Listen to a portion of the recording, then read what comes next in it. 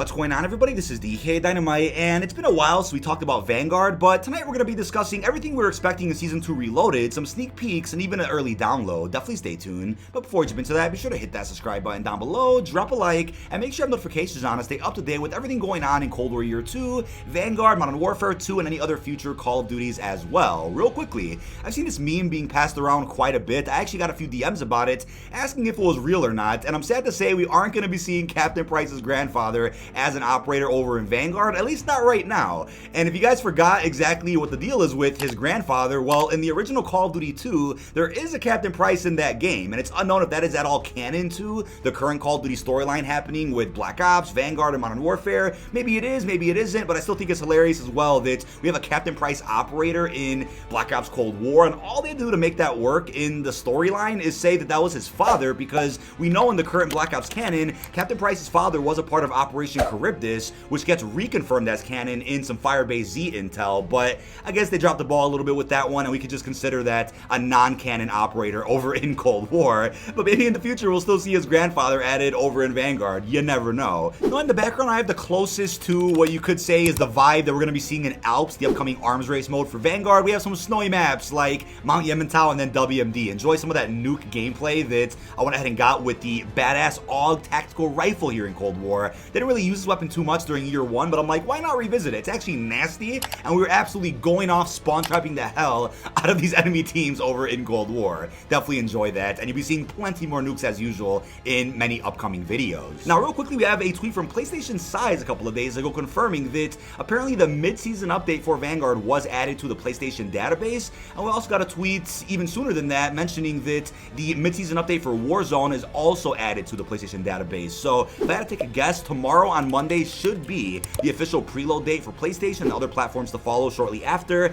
And since tomorrow is Monday, we can also fairly assume that we're going to be getting some marketing, whether it's a trailer, some gameplay, even a possible new roadmap if there is a bunch of surprise content in Season 2 Reloaded that wasn't on the original one. So lots of possibilities with that. I'll have more streams also later this week covering all this new material, doing open lobbies. Hope to see you guys there, of course. But we also have a very interesting mistake that Lego Unlocked actually noticed over in Vanguard today. His link is, of course, down below in the description. He went ahead and told me that if you go over to Charms and locate the Slick Sakura charm, you can actually buy the Mecha Menace bundle a little bit early. It still hasn't officially released yet, but it does cost 2,400 COD points. You can actually choose the mecha color by using the weapon inspection. There's teal tracers, cherry blossom dismemberment. It's a fairly cool looking pack and kind of resembles kind of the color theme of the ray gun here with these blueprints. Let me know how you're feeling about this down below in the comments, of course. And to answer your question, yes, as of right now, it looks like weapon inspection is supposed to be tied to just Mastercrafts and expensive blueprints, not base weapons,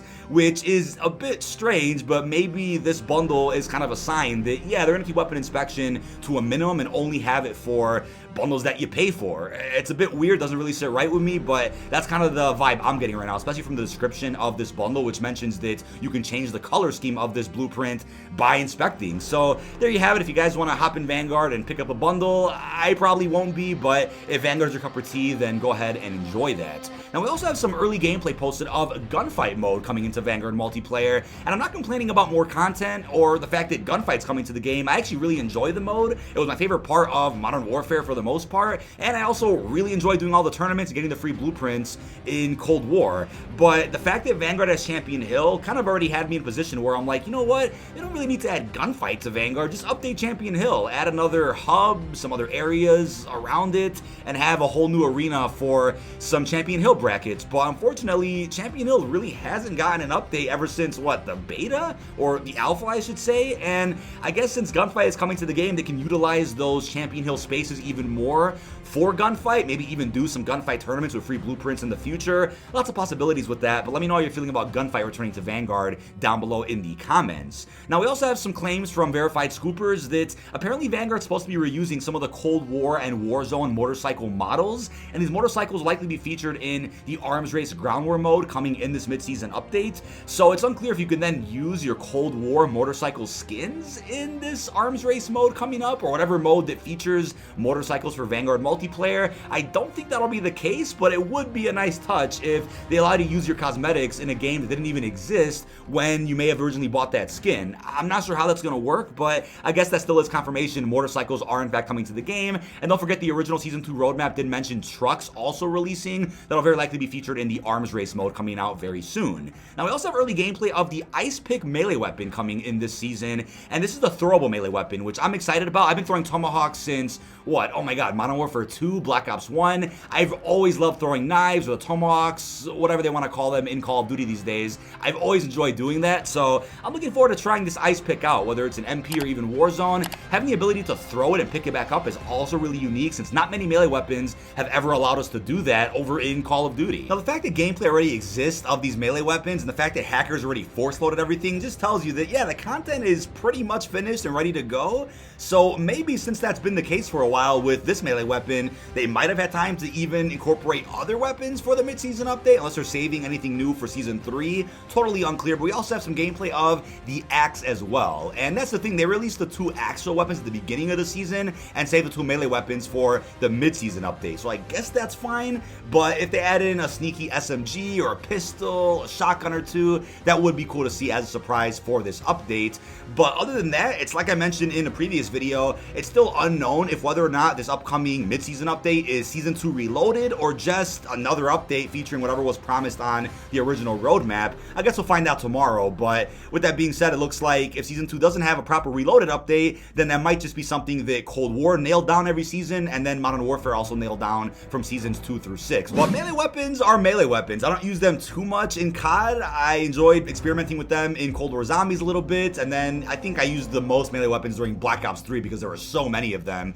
But I think right now, since I'm grinding a lot of Cold War Year 2, I've just been going ahead and using a bunch of weapons that I didn't really get a chance to use too much during Year 1, which also does include some melees. But here you go if you guys are a fan of melee weapons over in Vanguard. Now, we also have a preview of the Gustavo Execution that will be obviously incorporated with this mid-season update. Gustavo is the last new operator coming in Season 2, and as I covered in a previous video, we actually had the list of all operators for the next 2 seasons posted, I think a good month and a half ago, which is crazy to me. So we knew about Anna and Thomas already, which came out at the beginning of the season. Gustavo's coming up next, but for Season 3, we of course have Tae Young being the Season 3 Battle Pass operator, and then through bundles we're going to end up seeing characters known as Florence and Mateo, and Mateo was in the Vanguard campaign, so I guess he'll be a memorable character there. But so far in the post-launch story for Vanguard, I'm like, alright, are these characters really memorable for a majority of the community? Does anybody care about them? Will they actually speak in these cutscenes? Will they play a larger role in the rest of the story, or are they just there to sell bundles and then that's it? And again, call me the Cold War shill here, but they made you care about all the characters that were in Cold War, and even some of them that were in Modern Warfare as well, even though I don't remember too many of those guys in that game. But I just think Cold War did it right when it comes to introducing us to new characters and making you care about them before you spend a dime on their bundle. Now, when it comes to the Arms Race Ground War mode, we got a bit of a preview of what this mode's gonna look like. So for this Arms Race Ground War mode, the list of points of interest did surface a little while back for this larger space we're gonna see, and the larger space is known as Alps. That's the name of the map as of right now, and the regions in Alps do include home base, terrain, rocket site, castle, I'm not sure if that's the castle from MP, supply depot, radar station, home base 2, and last but not least, Flak Tower. That's of course a multiplayer map from World War II 2017. I definitely expect a couple more maps from that game to return as remasters in Vanguard, whether it's a point of interest in a mode like this, whether it's a 6v6 multiplayer map, whether it's in something else. So I'm cool with that. I think there's plenty of maps from World War II I really did enjoy, and I'm surprised they haven't brought back more maps. You know, as of right now, the list of maps that haven't released include Alps, Tank, Bastion, Factory, London Docks, USS Texas, and presumably other World War II 2017 maps. I'm also curious if we're going to get more remasters from World at War. I'm happy with Dome and Castle that came back, since those were some really solid maps back in the day, and they don't play too bad in Vanguard either, right? I don't think my issue with Vanguard is necessarily the map design so much as it is the weapon balancing, the TTK that feels a bit off, some of the lag compensation, but I'd be cool with some more Treyarch multiplayer maps being added to this game. However, it's like I mentioned in a previous video, it still is silly that Treyarch is practically carrying many elements, if not most of them, for Vanguard's post-launch season right now, which is crazy. We then have Rebirth Reinforced, right? despite the apparent reskin coming to this map, which I'm excited about. What they could have even done if they had more time to work on the Vanguard integration for Warzone is maybe not get rid of Rebirth, but just add another small-scale map alongside it. And I think a great rumor was Hashima Island, which I think would fit the vibe of Warzone Pacific perfectly, but they probably didn't have time to pull that off and are instead focusing all the resources on Warzone 2. But the reskin we're going to get to Rebirth is something that I'd expect isn't too drastic, but maybe just a different color palette, some of the lighting changes to make it feel like a World War II era map. We know the teasers that we got from Raven kind of hint that we're going to get the origins of Perseus with this upcoming map, and a familiar foe, presumably from the Black Ops canon, is going to make an appearance. So I'm excited for this Black Ops-centric update coming to Rebirth, and it'll take place during the Second World War, so it'll fit in with the current story that Butcher is narrating from when he was recruiting a bunch of people to make a bunch of new task forces. Now, earlier today, some scoopers were posting videos and various tweets hinting at the fact there might be some type of in-game event or transition moment from the current iteration of Rebirth to the next one, and the video clip that I will put on screen so you can see, but censored of course, does show a helicopter crashing down, and the caption for it does say, "Survive or fall with Rebirth." So I wouldn't expect a massive in-game event or a live event of sorts, maybe something that is a bit of a bonus during the final circle of any match of Rebirth before Rebirth Reinforced releases this week. It's a bit up in the air, but I'm really looking forward to what surprises that may be offered. Now, obviously, we have well over a month left of Season 2, which is crazy, but I guess that justifies having a solid mid-season update to keep us going for the remainder of the season. We know of plenty of rumors as well for Caldera, which claim they're going to be getting some Godzilla, King Kong live events. We have Scooper Ralph's Valve, who is claiming the next 2 months are going to be quite eventful. Whether that's just for Modern Warfare 2 is unknown, or whether that's referencing some actual events in Warzone is a bit up in the air, but considering we have about a month and some change left of the season, maybe we get a live event in Warzone before Season 3, maybe we open up the next season with an event. I think whatever they're planning on doing is probably just around the corner, and obviously don't forget we also have confirmation from Call of Duty themselves that Snoop Dogg is in fact coming to Vanguard and Warzone on April 19th, but if you guys are interested in COD Mobile, he's coming to COD Mobile on April the 1st, a bit sooner than that, and I'm wondering if that's going to coincide with the start of Season 3, because that's right around the same time, or if it's going to just close off Season 2 with a bang. We'll just have to wait and see how that works.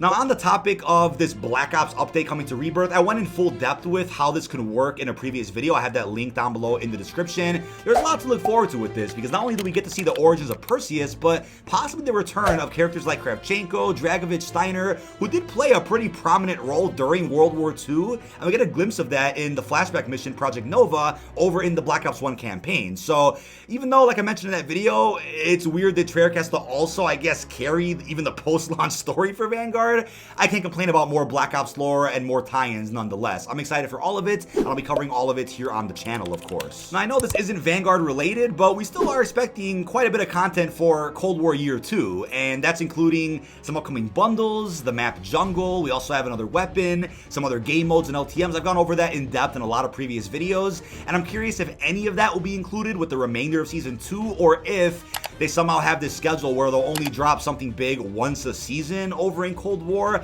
I don't think that's the case, since we already had a bit of a sporadic release of some of the Year 2 content, right? Some bundles came out, then WMD got delayed, and we know that more is on deck. So I'm wondering if there is any type of pattern with how they drop Year 2 content, or if it just is very random and can drop at any moment in time whenever Activision says so. We'll just have to wait and see. Now, lastly, when it comes to zombies, nothing is really known about zombies for the rest of Season 2. It looks like everything they had planned for Terra Maledicta and Season 2 zombies altogether has already released. So right now, looking at the zombies roadmap we also got for Season 2, everything has already come out. So maybe that was Treyarch's hint that, yeah, this is what we got for Season 2. We'll come back with some other content in the next season, though. Now, I only expect 2 more maps at the most to release in Vanguard Zombies, which will probably have the same structure and idea and formula as Duran Fong, Terra Maledicta. Maybe we'll get an LTM or something, since if we only get 4 maps in this game, then that'll really be, I think, the smallest amount of content we've gotten in a Zombies experience to date. You can argue, oh, well, Cold War only had 4 round-based maps, but look at just how much content is offered in Outbreak and Onslaught to make up for that.